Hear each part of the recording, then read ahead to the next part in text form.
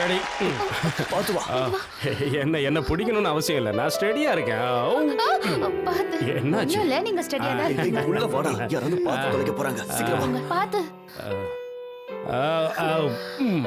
Pooja, your program was excellent. Thank you. GK, நீ கொடுத்து வச்சவன்டா. இவ்வளோ டேலண்டபிள் பர்சன் உன்னை லவ் பண்றான்னா நீ கொடுத்து வச்சவன் தான். உனக்கு இவ்வளவு அவ்வளவு பிடிச்சிருக்குன்னா நீ எவ்வளவு கல்யாணம் பண்ணிக்க? எனக்கு வேணாப்பா, என் பொண்டாட்டி இந்து தான். இந்து லேக்கா உலகத்துல அவள மாதிரி ஒரு அழகிய பார்க்கவே முடியாதுடா.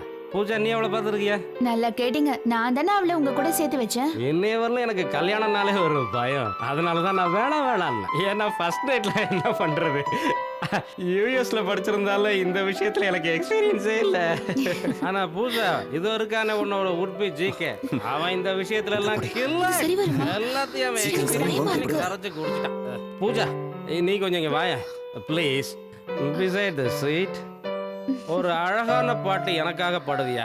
அது எப்படின்னா, கண்ணால எனது கண்ணை நேற்றோடு காணவில்லை, என் கண்களை பறித்து சென்று ஏனென்று தெரியவில்லை, கண்ணால நேற்று முதல் காணவில்லை. பூஜா, இங்க வா. வாங்குறல்ல, நான் பாடுறேன், நீ தாளம் போடு. வா. தூக்க வர மாட்டேங்கிற.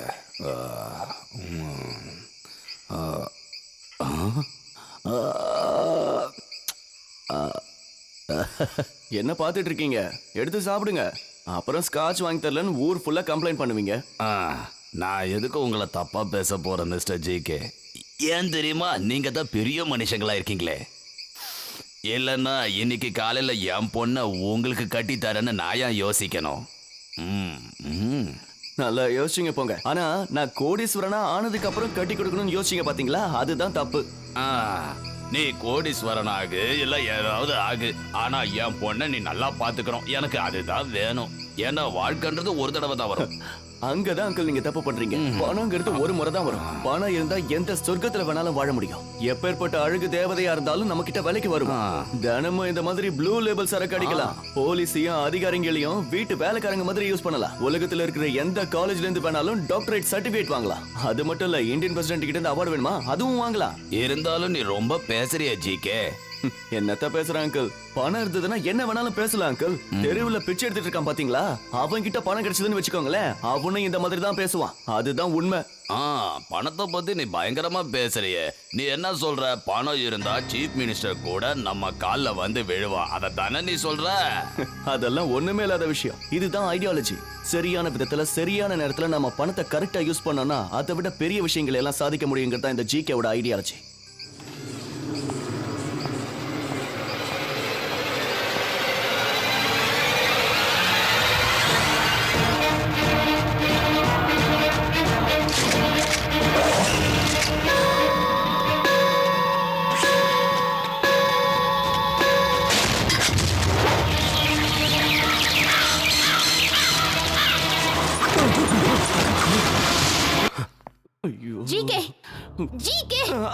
எங்கடா ஓடுற? நில்றா.